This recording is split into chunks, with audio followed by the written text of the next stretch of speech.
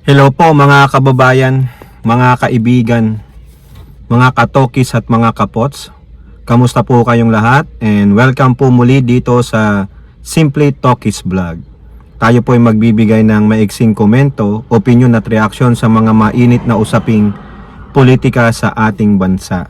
At maraming salamat po sa walang sawa ninyong pagsubaybay, pagsuporta at pagtangkilik sa ating mumunting channel. And may God bless us all, may God bless our country, and may God bless, protect the Marcos administration from the forces of Kampo ng Kadiliman and their minions. Pag-usapan natin mga kababayan ang pag-soft lock ni current Presidential Advisor for Poverty Alleviation, Larry Gadon, dito sa isang tuta ng mga Duterte na si Attorney Sal Panelo. Kasi itong si Panelo, ano rin po to, para po itong talakitok, daldal rin ng daldal, panay ang batikos, pero wala namang nagagawa para sa gobyerno. Ano ba nagawa nito para sa taong bayan, no? Yung major accomplishment nito. Wala po akong nababalitaan eh. Ang alam ko lang, spokesperson at legal counsel ito ni Digong nung panahon niya eh. Pero ano naman ang nagawa nitong bugok na ito? Okay, at ganun din po si Harry Roque. Nagbabanta po siya, no? Magdidirty Harry po siya. No, kasi sabi niya nahuli na si Tebes eh. Okay, so unahin natin mga kababayan, ano ba yung tinatalak nitong si Attorney Panelo? Ayan po sa Global Daily Mirror. Kasi po, by the background lang muna tayo. Yung pong sinabi ng Pangulo about this Didi shit, itong mga tokmol na mga minions ng mga dutae, ay pinagre-resign po ang Pangulo. Kasi hindi daw niya ginagawa ang kanyang trabaho. Ayan po, quote card din ng Global Daily Mirror. Actually, hinati lang natin. Sabi diyan, I will resign? Ba't ko gagawin yon? Wala sa ugali ko yung tinatakbuhan ng problema. What good will that do? Di ba? So, well, walang nag-reaction kundi si Panelo lang. Ayan po yung sabi ni Panelo, nagmayabang na naman ang kupal. Yan ang problema. Hindi mo nga tinatakasan, pero hindi mo naman binibigyan ng solusyon. Kaya siya pinagre-resign kasi nga hindi na niya ginagawa ang trabaho niya. Really, Sal Panelo? Ano ang problemang hindi binigyan ng solusyon ng Administrasyong Marcos? Sige nga, ba't hindi ka nagbigay ng example? Ano ang konteksto nung sinasabi mong hindi binibigyan ng solusyon? Kaya daw pinagre-resign siya kasi hindi niya ginagawa ang trabaho niya. Nagpapaka-presidente nga siya eh. Di ba ganyan si Digong mas malala pa nga?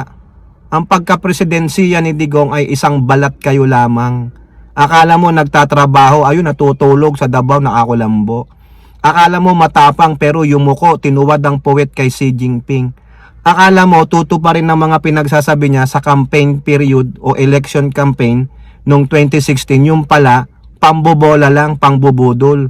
Dapat siya nga ang nag-resign eh. Si Digong dapat ang nag-resign kasi higit sa lahat, pinalibutan niya ang sarili niya ng mga drug lords. So sa palagay mo, hindi nabigyan ng Pangulo ang 20 pesos per kilo ng bigas?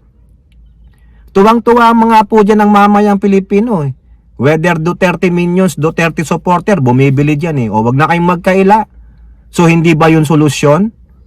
Bakit sabi nyo, bakit ang tagal? Bakit si Digong? Nasolusyon nyo na ba lahat ng problema sa bansa? Diba? O bakit pinatagal niya rin yung COVID? Umutang kayo ng umutang ng milyong piso, saan nyo pinunta? Binigay nyo kay Pulong. Binigay nyo sa Parmali, binigay nyo, sinuhulan nyo yung mga anak ni Pulong, ay anak ni Duterte. Diba? Panelo, ano ang problema na hindi binibigyan ng solusyon? Sige nga, mag-cite nga kayo ng example. Alam pa lang sabihin nyo sa education, problema ba ng Pangulo yon? Kaya nga nagtalaga ng mga sekretarya eh. Ano pa? Problema sa peace and order? Kaya nga may mga pulis eh. Saka armed forces eh.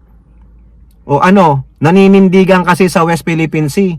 'Di ba? Hindi umaayon sa gustuhan ng China doon sa kanilang 11 dash line. So anong problema, Panelo? 'Di ba? Hindi nyo naman binigay kung anong specific problem. Drug war? Mas malaki nga ang nahuhuling mga drug illegal drug sa bansa nung panahon ninyo. Di po ba?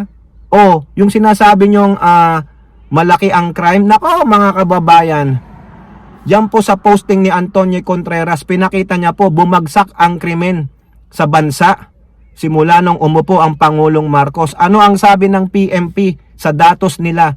The first quarter of this 2025, crimes in Metro Manila, down by 23%. Oh, Panelo, ano? Bakit hindi kayo makapagbigay ng specific example? Ano ang problema na hindi nasusolusyonan? Poverty? Bakit nasolusyonan ba ng mga previous admin? Education? Bakit nasolusyonan ba? Oh, infrastructure?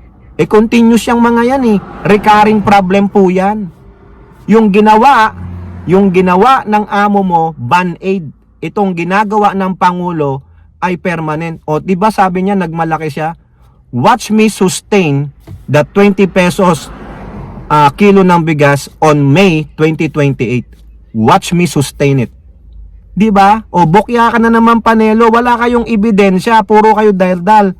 O ngayon, anong sinabi dyan ni Presidential Advisor for Poverty Alleviation, Larry Gadon? Diyan po sa ulat ng Abante, patutsada ni Panelo sa Marcos admin, sinopla. O sinong sumoplak? Si Papa Gadon. Kasi sabi niya, ano ang solusyon ng pinagsasabi ni Panelo? Iniwan nga nila tayo ng trilyong utang. Correct. Walang nasolusyonan ang amo mo, Panelo. Ang daming nasayang na pera noong COVID. Ang daming nasayang na COVID vaccines hindi na ituro. Mas marami pang namatay na Pilipino. O, biruin mo, Panelo, yung amo mo.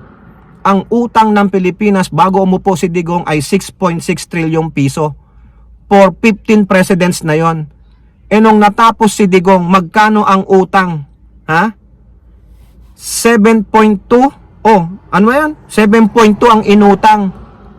Paglabas ni Digong, 13.8 trilyon ang iniwan niya sa Pangulong Marcos. Di ba?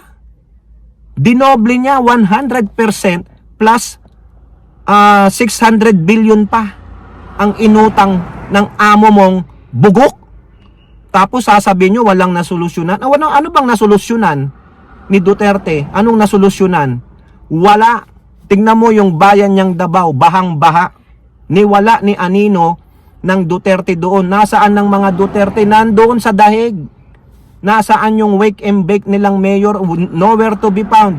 O ngayon, ang latest balita, dumating na po yung Mpox disease dyan sa Davao, pinagmamas na sila. O nasaan yung kanilang leader? Nowhere to be found. Their congressman, their vice president, nowhere to be found. Even siguro si wake and bake, nowhere to be found. O ayan, grabe Ito pa ang sabi ni Papa Gadon.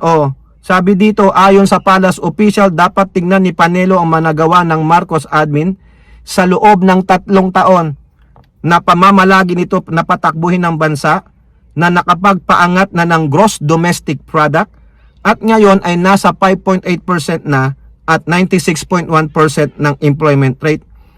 Mas mataas in 2 decades at nung panahon ni Duterte. Correct, di ba?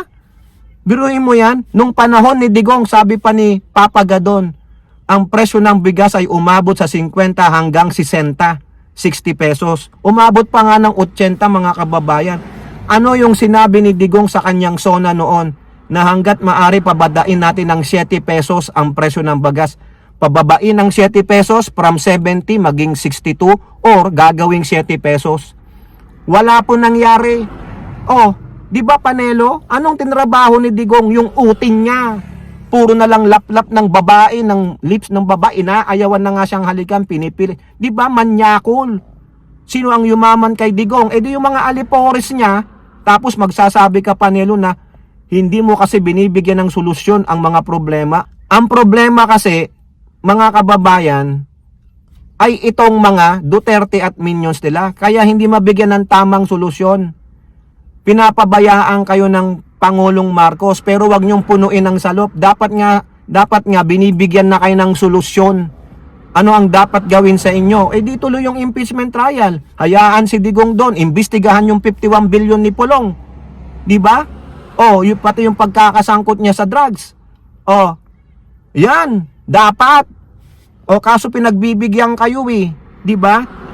Mga gonggong hanggat di sila ginagalaw, panay ang yak-yak nila, yak-yak. Pero pag ginalaw mo naman, sasabihin, diktador kasi ang administrasyong ito eh. Political, political persecution, political motivation, puro politika. Pag sila ang ginalaw, yun ang iiyak nila.